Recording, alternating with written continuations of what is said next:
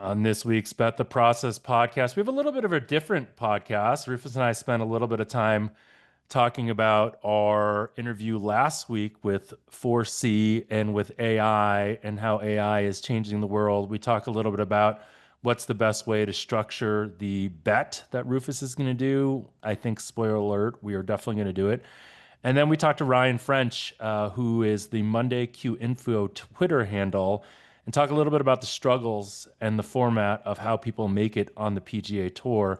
His sound is a little bit off on the first part, but bear with it because it gets a little bit better. And it's very interesting content that's a little different than what we normally do. So, with that, let's start the process. Bet the process. Welcome to another episode of the Bet the Process podcast, where Rufus is back in New York. Why do you don't record in your dungeon anymore? No, I don't like it in there.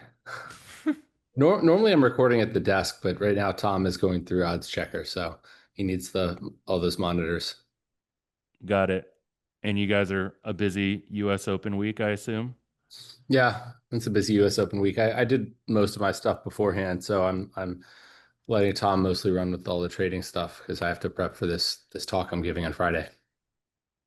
Tell everyone a little bit about this talk, Rufus. I feel like you're all grows up with this talk. Rufus is giving a paid speech, like literally someone's handing you money to speak. Oh, it's weird. Normally people would hand you money not to speak, but Well, Jeff, you're my inspiration for this. I mean, you've been on the speaker circuit for a long time, and you kind of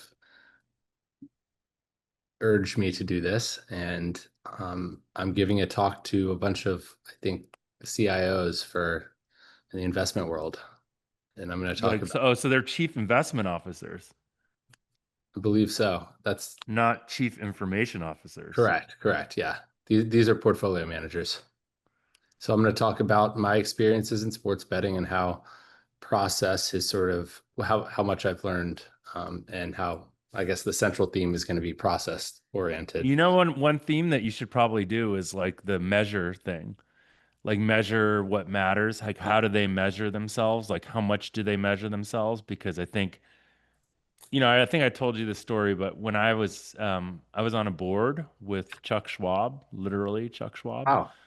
and it was for an early ETF company, and it was called Lattice, and this was like I think the early 2010s kind of thing. It ended up selling, but the point of it is that I was talking to this guy, Ted Lucas, who was the founder of this Lattice company, which was essentially he had created a investment strategy for Chuck Schwab's family office that was trying to combine the best of passive investing with the best of active investing. And that at that time, a lot of it was around ETFs, and ETFs were kind of a new thing.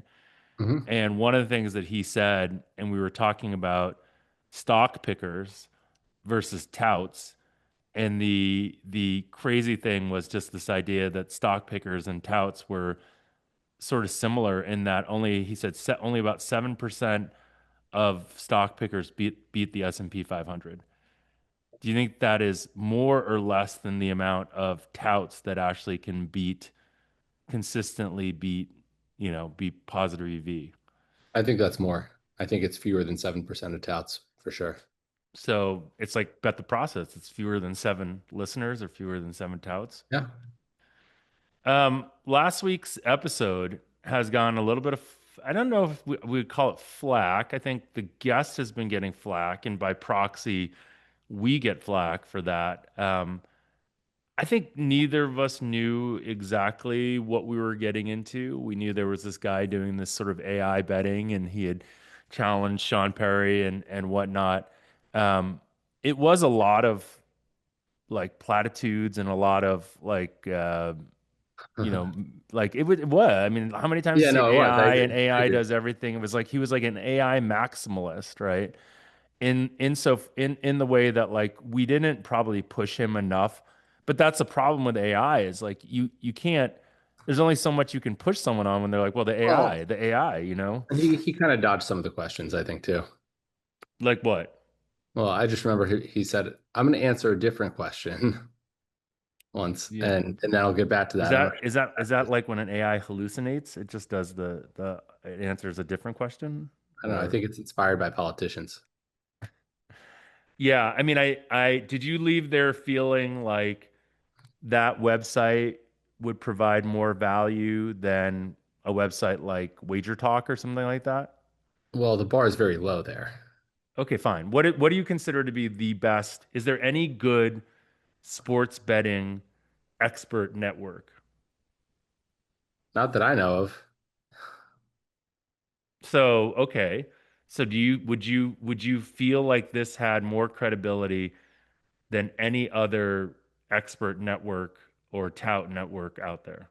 Well, I don't think it relies on AI. I think it relies on which human beings that they're getting to make predictions using AI. Sure, sure, sure, So of course. So my I my think if they found someone, if they had good people, then yeah. no, but I mean, like that's what I'm asking you. After we just did an interview with the CEO, founder, or whatever, whoever he is, right?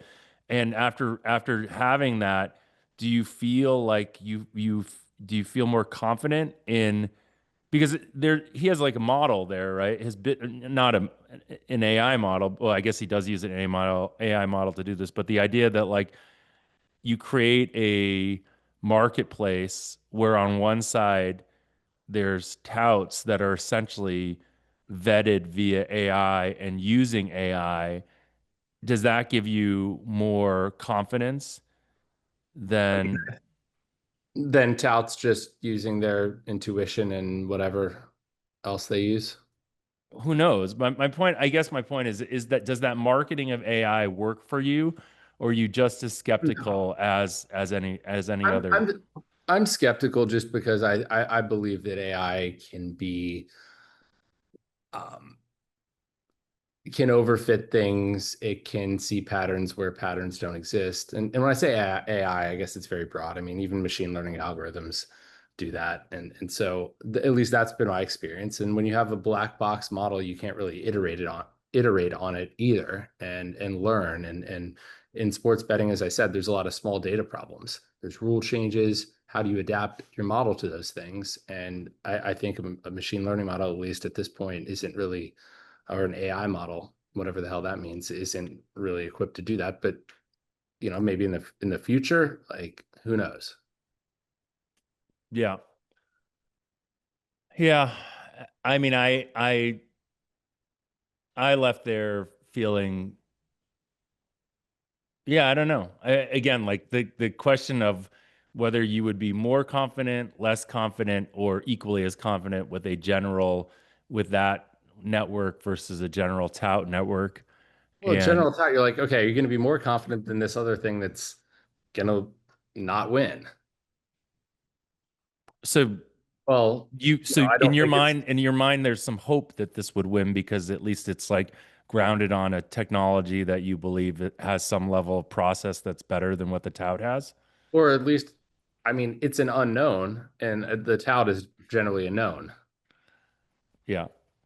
I mean, I don't know if this is an interesting topic or not, but it is in my mind, it's kind of interesting because at the core, the whole AI thing is such a big marketing term, right? Like all of a sudden you hear the word AI and you see like all these companies that, weren't AI companies before and all of a sudden now are rebranded as AI companies, right? And like it's happening everywhere. And um yeah, I mean I have no idea what's going to happen with all I mean, this, my but like prior my prior on that is companies that sort of say, "Oh, we're AI." I mean, I'm going to be skeptical for that reason, that they're probably pivoting from something and they're using that to sell. sure. Okay, so well, I mean, sell the company or sell more product or both. I'd say both. Yeah, I think that's fair. Okay. So, um, this contest that you want to do with them. Yeah. So I think we have to balance um doing something that reduces variance with something that is reasonable content. I I think mean, what you don't were isn't the goal to prove which one's better? I So mean, we, yeah, we I think it like is, but I also the listen, but bracket challenge that 4C did with, that's the name of the company, right? 4C, yes, foresee that or not they foresee. did with Sean Perry. doesn't really tell you much. It's No, I would agree, but like obvious. my point is And like I don't think one golf tournament tells you that much either. that's fine, but I think that your what you want to do is way too complicated Well, I for. just want predictions on every. I don't want like, oh, who wins. I want to But evaluate what if you predictions do on like every. the what if you do like the top 30 or something like that, or the top 50, or like and what like I just want a way for people to Put actually things be in able an to follow order, and this. then you look at how far off a player's position was from your forecasted position. Maybe I don't know. Sure. I mean, do you know what I'm saying? Like, okay, Yeah, let's say we I, need to do this over enough golf events. So let's say we do this. end tournaments or something. Well, we can ask him when he's ready, when he'll be ready to do it. But we should probably do it around the Open Championship, and then around a bunch of tournaments after the Open Championship, because my guess is he won't be ready until the Open Championship. Right. And we should do some method. It has to be some method that's relatively easy to track, because we need reasonable content with this. Like, Well, wait, I don't want to have to post all my stuff publicly though either. okay, well, how are we gonna That's get how are that's we gonna get how are we gonna get people to make odds on this then? We want people betting on this. We want the content, Rufus. We do this for the content. well, I'm not doing it for the content. I'm doing it because I see easy money. Right. But I'm doing it for the content, and other people who would want to bet on you I are don't care doing it about the for. other people betting. I don't make money off of them. Yeah, but you don't want to, like, you don't have, what's your Enneagram type? Do you know? Oh, I did that a long time ago. Um, is that the one where you one of them is called Woo? No. Oh, that's a different thing. I'm a type 3. So I don't know. you should go and do your Enneagram type. For someone that likes to do self work as much as you do, not knowing your Enneagram is probably bad. I bet you're like a 6. A six. Let's see. What is that? The loyalist? The committed, security oriented type, engaging, responsible, anxious, and suspicious. I think I'm the opposite of that. I think you're anxious and suspicious. I'm not an anxious person at all. How well You do you seem know me? you seem you seem pretty anxious right now about me calling you anxious. I let's see. What am I? So you're a three, the Yeah. achiever, I'm also, but that's like oriented, that. pragmatic type, adaptive, excelling, driven, and image conscious. Yeah, that's the problem, right? I'm very image conscious. That's like the downstream thing that, like, when you learn shit about yourself that influences you. That's why I got to name drop so much, Hmm. because I'm image conscious, right? That's like the problem. But learning about your Enneagram type, and all listeners, probably we've lost as we get into personality type and self work. We've probably gone from 7 listeners now to 4. But if you've never done an Enneagram, I highly recommend doing it and learning about it, because it does make you understand a little bit about like your positives and your negatives, and also what makes you, you know, how you can get better in your life. Def discovering Trump is a type 3 also. So Trump and I are the awareness. same Enneagram type. We're basically Eskimo brothers. Sounds like it. I got to Are take you this are you test. not reading this? What do you think you are then if you're not a 6? I read that. I mean, I don't know. I don't think I fit neatly into I any of think these. you have a 3. I think you have a 3 wing, I but I have a, don't think you're a 3. You might be a 3. It'd be hard for me to imagine that you and I are the same personality type, though. there's the individualist, uh, the investigator, the enthusiast. I definitely have some enthusiasm. But I don't know if that makes me an enthusiast. You're very enthusiastic. Do I we want wonder to talk what about? Tom thinks I am. It's all right. Tom's working. I can see his hands in the Yeah. background typing away. By the way, we're doing a big charity golf event in late August, and maybe we can get you guys out there, and maybe we can actually make it partially a Bet the Process golf event. So people that want to come hang out and meet us, it's going to be really good wine and golf in Sounds nice. Napa in late August, kind of thing. If people are interested in this, they should DM me, and I will give you details on how you can come to this thing. But I was just talking to some of my friends who are winemakers about getting them involved. Some really good wines like Harlan and McDonald, which are both really great wines if you're into that kind of thing. Okay. So, Rufus, focus now, because now I can tell you're in the Enneagram rat hole. Now I'm looking at, I need to take an Enneagram test. Rat hole or rabbit hole? Rabbit hole. Okay, so Do U.S. Open, rats? I U.S. don't think Open, do rats go in holes. U.S. Open. What's U.S. what's the Sure, headline of the U.S. Open? Is it the 290-yard par three? I guess. Is it the thick rough? I mean, yeah, the thick rough. Our friend Lou Stagner absolutely hates the 290-yard par three, because he's like, why should professionals be hitting drivers into a par three? And I think he's missing the point. I mean, I think that there should be more holes that don't fit neatly into one par. So do you think that's Par more is of just a like, construct.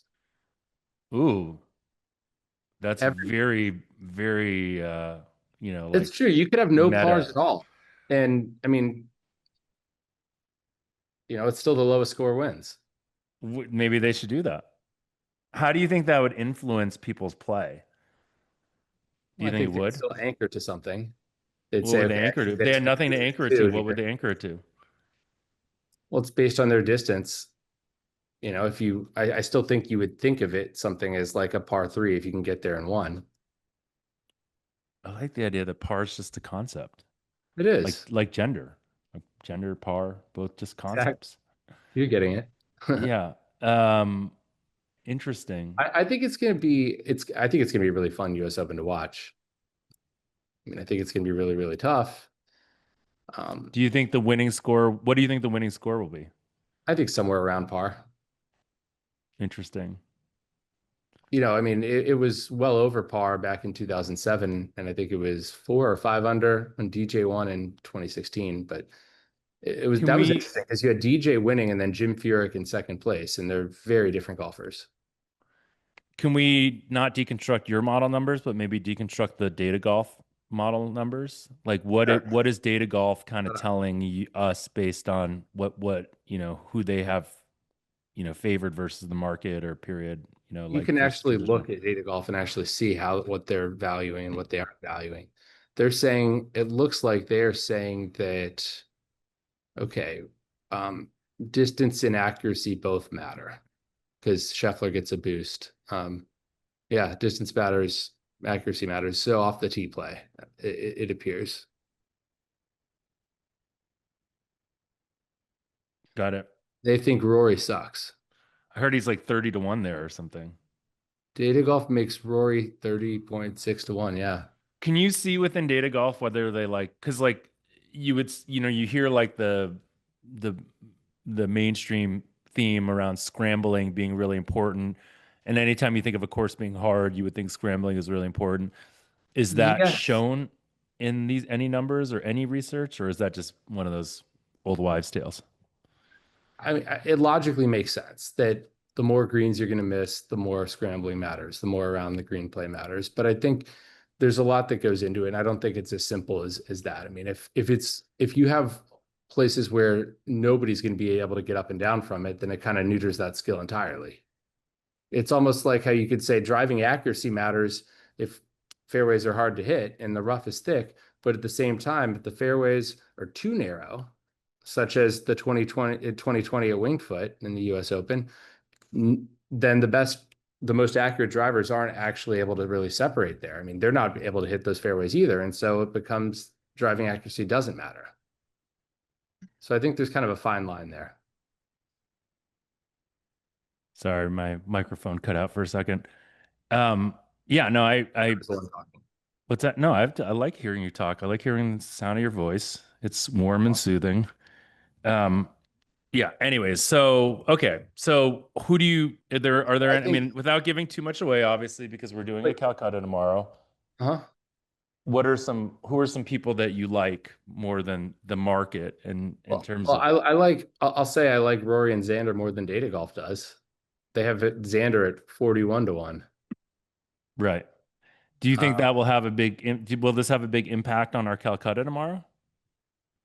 Data Because Golf? I feel like people use data golf a lot in our Calcutta. I don't think so, actually. I haven't noticed that. I mean, I think people use the market Okay. anchor to that. And I clearly like Rory's not listed at 30 to 1. He's listed at like 12 to 1 most places. Right. So Do you think that like Rory's so interesting though, because I mean, he got 150th place. He beat like 2 people last week. I mean, and he was bad. Like he was spraying it everywhere. And is that an aberration? Like, I mean, you could argue I that, mean, the market made a pretty big oh correction yeah, from yeah, you last have to week to make a this big week. correction. Yeah. You think so? One tournament makes that Yeah, much of but a one difference. tournament, like after 2 rounds, Cameron Champ was up 3 touchdowns on him. Yeah, I've heard that Like, one. like, But it like wasn't really three this is the touchdowns worst because there's no performance touchdowns in Rory's golf, had actually. in since he was an amateur. Okay. He So was just bad at everything. yeah, We have a got off the tee, promotion. his approach play was awful. By the way, we have a promotion with on True Access right now where if If any of Rory our wins, golfers, right? no, yeah, if any of our golfers, so it's like Rory and Woodland and JT and Fitz and Let's anyways, see. I don't know exactly who all are in the US. All those guys I assume are in the US. Well, Woodland's won it before, so he's in there, right? And then Alex Noren, I assume he's in there also. Noren, yeah. Yeah. Anyways, if any of them win and you buy True No, no, Access, no. Noren's not in. He did not qualify. oh, okay. If EVR though, if any of those guys win, and you buy True Access before Thursday, uh, and they win, you get it for free. Isn't that cool? Like That's it's like very you can up to like a $400 value for free. It's a good way to have a little sweat and also play some cheap golf. yeah. Um, But Jeff, I can't say who I like more than the market because we still have to Calcut. I know, I know, it's sad. It But nobody is. listen. Nobody actually who does our Calcutta listens to this podcast. I barely even listen Maybe to if it. I So if say you say someone who's something, in a maybe if I say someone who's in a group, then ooh, then you'll throw me off. yeah. Okay, just at least tell me who we should take in our Splash Okay. Sports thing. That Who you can can tell we me. take? What's Have that? we taken Bryson and Rombo? We have taken Bryson and Rombo. I already took someone. I'm sure you can guess who I Did you took. take Neiman? Yeah, Yeah, I like that. I mean, I think he's the guy we have to take. I took Neiman. God, I was so close last week with Sam Burns. I don't want to talk about it. It's so sad. Oh, I mean, clearly your How outright many prediction. how many times in your life do you think you've had outrights and the guy has lost in the playoffs? Oh, 100? not 100. There 50? haven't been 100 PGA Tour playoffs in the last 10 years. Okay. You don't think so? No, there definitely haven't. There haven't been 10 a year? No, I think it's less than 10 a year. Fewer than 10 a year. But don't worry about it. Okay. Don't talk like Bill Simmons. I mean, certainly double digits. Yeah. I We mean, we had a I've streak, we I've had a streak at one point where we went 1-11 on outrights when the guy made it to a playoff. This was 10 years ago or so. yeah. Felt like we were cursed. Okay. All right. Well, we might as well welcome our guest in now. We full disclosure, we're going to record the guest in a minute, so he's going to come in a little bit, but we're going to have the Monday Q info guy on. Do you know his He's name, great. Rufus? Fantastic. It's Mark Baldwin. That's his name. Yeah. It's exciting. We're gonna have him on later. And then we'll probably not talk to you after that because Rufus has a big dinner and squash date and all that kind of That's stuff. before, Jeff. That's before. I know, but the reason that we can't talk to you, well, I have dinner at that point afterwards too. So maybe it's my fault because we're working around Rufus' schedule. So we'll welcome him in. Have a happy US Open, and we'll talk to you guys all again next week, where we might have someone also golf related next week. I have an interesting guest. Either. All right. Teaser alert. Teaser alert. We now welcome in Ryan French to the Bet the Process podcast. Now, a lot of people might know you under a different name. You're known as the guy behind the Monday Q Info account, but actually your Twitter handle is something even more random than that, right? It's not even Monday Q Info, although that's what everyone knows you. So give us the background behind that and also the background behind Monday Q Info. Yeah. I mean, my handle is exactly, people say, like, I always say, I didn't ever expect or think that this would ever be a thing. And people are like, yeah, sure. And I was like, no, really. A case of the golf. So the idea, my son had brain surgery I left my job to stay at home to take care of her for 6 weeks. But I thought 6 weeks and I've never gone back to work. I really didn't have my own social media. Uh, I didn't have I was never a MySpace person, never did Facebook, whatever. I had a Twitter account to look at golf scores. And so the idea was to have a place where people could find Monday qualifier scoreboards.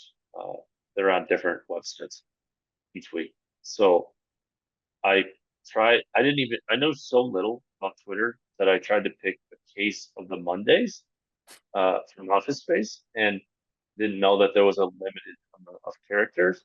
And then I tried like a bunch of other things, and finally Twitter was just like, "Hey man, what about that?" They gave me a suggestion, and it was a case of the golf one, and I was like, "Well, no one's gonna care about this, well, yeah, that's fine, that's great." And yeah, I mean, almost So 8 years a later, case of the golf was taken, so you had to go with the case of the yeah, golf one. At least you I didn't get guess a case so. of the golf Also, 99. Are you gonna try? You yeah, should try to buy a case of the golf from the guy. right. There's Someone a with a big person who following. yeah, owns Monday Q Info, and then I was like, that's just part of the deal, so not buying it. So yeah, the story behind the case of the golf is that I didn't think anyone would ever care about this, so I didn't care what my handle was. Got it. And so now now you basically report on Monday qualifiers and kind of give like I assume that before you were doing this, nobody was doing this, right? There was no way to find out. Explain a little bit about the Monday qualifier journey, and why you find that interesting. Yeah, I mean, I always say Jeff is like no one is stupid enough to follow a bunch of golfers that no one cares about. So I've tried that, and I mean, somehow I've made it into a thing. But I was always interested in the outer edges of pro sports my entire life. So didn't grow up without a TV, so a lot of my sports came from reading the newspaper, and obviously you get a lot more than you would on Sports Center. Obviously, the internet, you can get whatever you want now, but it's free internet. And so I was always interested in the 12th guy on the Pistons, or uh, the 25th guy on the Tigers, or whatever. And people being sent down to the minors, and that continued. In I played college golf, and but even like in my day-to-day life, I loved going. There was this minor league CBA basketball team in Flint, Michigan. I was running a group of restaurants, and you would go to these games, and there was literally 50 people or 100 people at these games, and there would be stars like former college stars like Oliver Miller, played in the NBA, was on this team, and it's like so interesting to me that someone we heard of is playing in Flint, Michigan for $25,000 a year or whatever. And so like golf was always my first love. And I just think it was always interesting to me to know about the guy who's fighting to keep his card more than it was about Tiger winning again. Not that I didn't love Tiger, but I did. Everyone did. Most people did. It was that in a golf tournament, more than any other sport, there's so much more going on that you don't see on TV. So, in terms of the journey that you've been through, you've been doing this how many years? Almost 8 now. Wow. And who are the most like when you see someone come through qualifying, have there been stories of guys that you were like, oh, this person could be good? Or are they all sort of the weekend warrior stories? Yeah, I mean, there's a lot of guys who changed their career through Mondays. Corey Connors, obviously, Patrick Reed. one, and Valera, Patrick Reed, 100%. Steve Elker changed his life on the JT Poston, Doc Redman, Russell Knox. Russell Knox never got through Q school. Russell Knox missed a Q school by 19 strokes. Uh, like 19, there's people, I mean, you could barely stay alive by 19 at Q school. And I think he failed 5 times, and then Monday qualified, finished second at Corn Ferry event, and about 5 years later was top 50 player in the world. So there's plenty of guys who've changed their lives in Mondays. Um, the romantic side of it for me is those stories, but also that there's nothing like it in sports. And plenty of people, this week is a great example. There's plenty of people who are going to play in the U.S. Open that will probably never ever have a career in pro golf. The dentist and Matt Voigt, and there's many tour guys who might not be good enough who are going to play this week, and they might shoot 80-80. And what I love about that is that they're going to tell the story about playing in the U.S. Open for the rest of their life. And there isn't that opportunity in any other sport. There just isn't. You don't use this analogy all the time. There's no free throw contest to join the Lakers for. So I think it's very unique and very cool. And I'm sorry to see that some of those opportunities are going away. Me too. I think it certainly, in your account, has certainly sort of humanized this a little bit, because these are, I mean, like, I bet on golf for a living, but these are human beings, and like, I don't know, I think learning their journeys is really fascinating and brings it to life. I think like is that I think especially like people like, oh, it's your account going away. It's like, I really think it's probably unfortunate, because I think it's at the detriment of the sport. But I think it's, if people want this side of golf, they have to come to one place. And pro golf is pretty gross right now, I think, for a lot of people. It's a lot of people, a lot of very rich people getting richer. And that's what we hear about a lot in the news. And that's super unfortunate, I think, in my opinion. Not that those people shouldn't get paid or anything. I believe that players should get, but the fact is that 95% of golfers don't live what casual fans think pro golfers live. I'm caddying on the LPGA this week, and Daniela Icabelli is staying at a host house in the 15-year-old's bedroom. And so, that's what pro golf looks like for a large majority of people. So, I mean, we all agree that the state of professional golf is in definitely a little bit of turmoil. And when you talk about the struggle or capturing the struggle, isn't that really at the core of the issue? Because there is this struggle. And so there's a huge dichotomy of the haves and the have-nots. So, as someone that is constantly watching the have-nots, what's the solution, or is there a solution? Yeah, I mean, that's a great question. I don't think the solution is any sort of reality as pro golf keeps cutting, especially the PGA Tour, keeps cutting avenues for players. I understand the PGA Tour has competition now. They had to change some things. Obviously, my biased opinion is they're going the wrong way. PGA Tour has worked for a long time, and it's wild to me that they're getting further and further away from the history that they said that they would lean on as this competition gets it. The answer is that, yeah, I mean, it's a great question. I wish they would have more opportunities. I wish there was all full field events. I wish there was not some of the avenues they've created to make it a hand-picked. Part of it is taking away opportunities. Listen, again, I get the PGA Tour. You have to hold on to your stars, and that's a way to do it.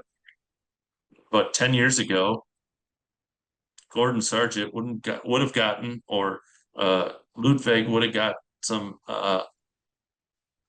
sponsor exemptions. But if he didn't take advantage of those, he would go back to first stage just like everybody else was. There's plenty of 4-time All-Americans like those guys that never made it to the PGA Tour, and maybe they were good enough. And if they were given a card, maybe they would. But the PGA Tour, yeah, but the PGA Tour was okay without them, because there's a vacuum that fills up the need all the time. So I hate the trend of going towards other sports. Do you think it should be meritocratic, I guess? Like is it a merit, is the current policy making it less of a meritocracy? Is that Yes, the biggest yes. argument? Yes, it's making it handpicked. They're making it harder for people that the nobodies to get through. They're getting rid of Mondays to give more spots to members. They're making it harder to become a member. Less cards, less spots at Q school, less Mondays. So they're giving more spots to members while taking away opportunities for quote unquote nobodies. But again, I say this all the time is the quote unquote nobodies are nobodies that plenty of people for Billy Horschel failed at Q school 4 times. He finished 140th at on the money list multiple years in a row. No, Billy Horschel was a nobody, right? And there's a million, Joel Damon, who's a big like Max Homa was 3 holes away from going back to Q school. He missed a bunch of cuts. There's countless PGA Tour winners. You can go up and down the list. At one time, I did a stat, guys, and it's changed because the top 50 has changed. But at one time, there was 15 players in the top 50 in the world who got to the PGA Tour through an avenue that will be gone in 2026. So we're going to miss out on some stars. That's just factual because they're not going to have time to develop or get the opportunity to develop. That's all there is to it. I mean, does this highlight like the fine line in golf? Like it's interesting because like do you think that this is true in all sports where that bottom say 30% could be replaced by 30% that are wandering around on the street or something like that. Like but golf obviously has like a bunch of tours underneath. So I wonder like is this a unique thing for golf or Yeah. are we just highlighting the fact that um, the difference between being elite and being someone that's a waiter or something like that is not that different. Here's what I'll say is that in golf, it's only up to you. In most every other sport, tennis might be the only one, is that it's up to other people for you to get that opportunity. Yes, it's up to you in a hole, like you have to show what you do and in a tryout or whatever, you have to show your best stuff, and maybe you didn't that day. But in golf, if you go to a Monday qualifier, no one you can shoot you just shoot the score. You can hit every ball not like a tour pro. You can hit a slice, you can do whatever you need to do. It doesn't matter. If you shoot one of the best 4 scores, you're going. That doesn't happen in other sports because someone else is making the decision who fits in the team and what you do right and not right to be the last guy on the bench for the Lakers or whatever. So there's part of it, but I mean, the margin between making it and not making it is so thin. I mean, just in the last 3 weeks, this guy named Mark Lawrence, who most people have never heard of, battled injuries for 2 years, went to a Monday qualifier, got through an 8 for 3 playoff. Monday, finished top 25, got to the next Corn Ferry event, finished top 25, got to the next Corn Ferry event last week, and finished top 25. He has a very good chance of becoming a member of the Corn Ferry Tour. Had he not won that 8 for 3 playoff, where would his career would be going to play Mondays again. So literally one stroke has changed his life. So I guess the long-winded answer is that in other sports, people have control over those decisions. Yes, I think the margin is still very thin between being the 10th man on the Lakers and being on the street, but you don't have total control of it. Other people do. That's interesting. Give us some things to look out for in this U.S. Open. I mean, I imagine that you were I saw on your blog that you were very in touch with all the qualifying that's happened. And actually, it would be great to just explain the uniqueness of the U.S. Open in terms of the qualifying, the journey people go through, and then maybe some people that we can watch out for as like a personal interest kind of story. Yeah. I mean, 10,000, again, back to it's just unique in sports is 10,200 people signed up to play local qualifying for the US Open. If you have a below a 2.0 handicap, you can sign up, get through locals, get to final. A lot of pros are exempt into final qualifying, and then a large portion of the field is made up of qualifiers, and a lot of those spots are filled by guys. I mean, the playoff in Springfield, a 6-for-2 playoff, 5-for-1 playoff had 4 players in the top 100 in the world, right? So Cam this isn't like Cam think it Young, was. Fowler. Max Homa and Zach Blair. Okay. I think so. But like, not a lot of these spots are filled by quote unquote everyday Joes, right? Average Joes, but the opportunity is there, and some get through. I'm going to talk to Grant Hafner tomorrow. Grant has never really played anywhere besides mini tours. Missed at Canadian Q School a day after this happened. He's going to play in the U.S. Open tomorrow. Talked to Austin Truslow tonight. Austin chips one-handed, has played all over the world, has kind of had some chipping yips for a good portion of his career. Went to one-handed chipping and has played well in Asia at times. Has played on the Korn Ferry Tour, battled injuries. He's going to play in the U.S. Open. I mean, a dentist is going to play in the U.S. Open, a guy who's never played above a mid-amateur.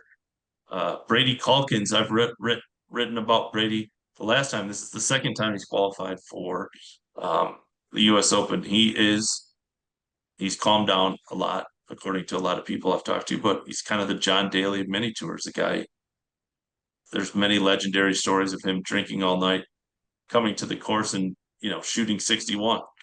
Go ahead. Yeah. Can you explain the mini tour ecosystem for us and people out there? Because I think it's this idea. I mean, we have this idea of it, right? I mean, you had the Hooters tour and all that back in the day, but what is the life of people in the mini tours? Yeah, I mean, it's really is like such a wild thing. It's gambling with the biggest house cut ever, right? So you're playing for your own money. You put a large entry fee in, depending on the mini tour, can be up to $1,500 to like $300 for one-day events. And then out of that, a guy runs it, or some guys run it, and they pay the course and then pay themselves, and then the players play for 50% or 70% of the money they all put in. So basically they put in all this money, and they get 70% of it returned to them. Are these guys playing golf professionally? I mean, do they have other jobs? Are they playing a lot of big money games at country clubs? Like, how are they bankrolled by people? Like, what is that? Yeah, how are they sustained? The main way, if they don't come from family money, again, this is a very rough estimate because you can do a wide variety of things. But if you're going to play golf full time on the mini tours, it's going to cost you about $50,000. You could maybe break even if you really played well, but that most years you're going to lose tens of thousands depending on how you play. If you want the right opportunities, the biggest way that guys do it is go raise money at their clubs or through family and friends and create an LLC, and they live out of that, paying bills and whatever, and then they put a large portion of the money won back into the LLC. Most people that help fund mini tour players are not looking to get rich. If you want to lose money, I would suggest funding a mini tour player. Or start a winery. This isn't like Michael Schwimmer giving predatory deals to I don't like. Wow, Rufus, you went there. Sorry. Yeah. And so the payoff, if you're an investor, is if they make it to the PGA Tour. Now, again, most guys, if they write a smart thing, hey, they make it a pitch as like, hey, this is to help me, follow my dream, not to get rich. And then hopefully most guys write in that they have like a 5X multiplier to get out. Meaning, if you guys sponsor somebody, they make it to the PGA Tour, win the Farmers, and you put in $10,000, he writes you a check for 50. Thanks for helping, and that's it. That's the end of it. Because if you don't know, there's a Tony Finau story, kind of signed his life away, and now these guys have reappeared from his teenage years and are looking for 20 million because the deal he signed was for 5% of his lifetime earnings. So When he was not even an adult.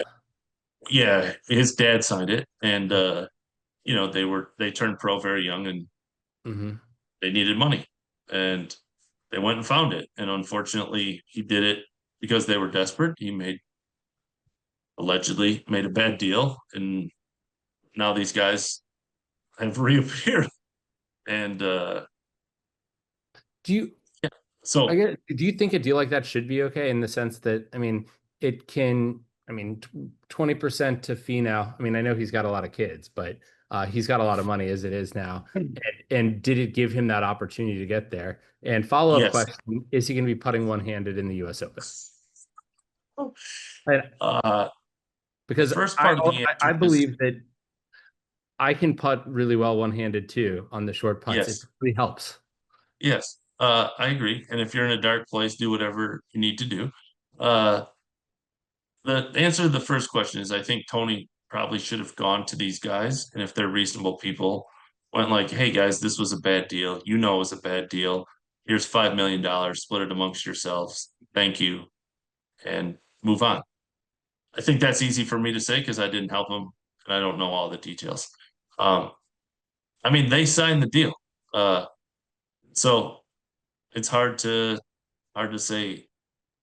Well, it's easy to say in retrospect it's a bad deal, but what was the expectation of it at the time, right? Like, Yeah, 100%. Yes, Yeah.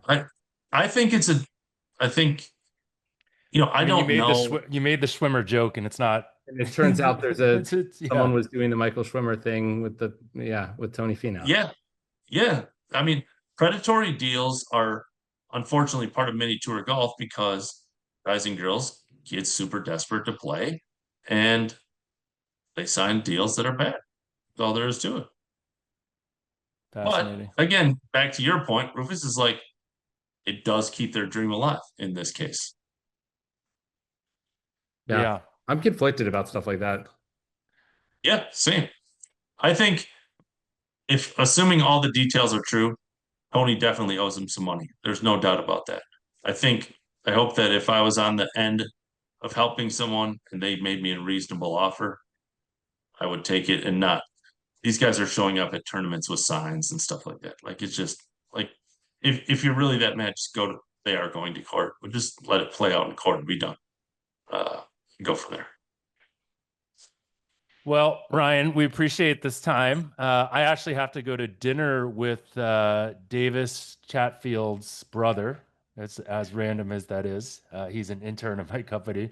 So, but anyways, really enjoyed this conversation. Real quick, is his brother as short as Davis? Davis will be the shortest golfer on the PGA, maybe in a long history. No, his brother's a normal height. I'll have to ask him how short his brother is when we go to dinner. I'm going to guess he might be. Willie Wood was super short, but Davis. How short is Davis Chatfield?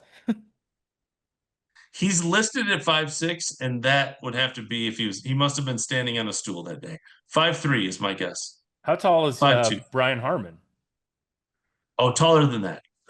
Davis is the shortest person I've ever seen on a golf course, in my opinion. I think so. It's not close. All right, I'll have to ask him that. I have one final question. Sure. If you had to design the perfect physique for a golfer, like height, weight, yes. What would it be? Like, what's the most advantageous?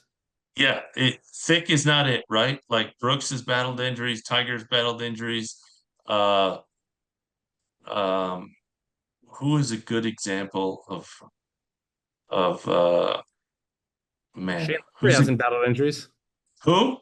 Shane Lowry hasn't battled injuries. Yeah, Shane Lowry doesn't. I don't know if he goes to the weight room or not. But all that. Yeah, like taller, skinnier is to me better than bulkier. Brooks and Tiger are great examples of a stockier build. All right, Rufus, thanks for that riveting question. So thanks for joining us. Good luck to everyone in their US Open. What are you going to do? So you're caddying, so you won't even watch the US Open, really. Oh, I mean, I'll definitely watch the US Open, but we have 7:30 on Thursday. I'm kidding on the LPGA. You're going to have your phone out watching between shots, huh? 100%. Yeah, whatever. 100%. Yeah, 8 iron, sure, that's fine. Yeah, Yeah. This is great. Okay. Thanks a lot, Ryan. Thanks, Ryan. Thanks, guys.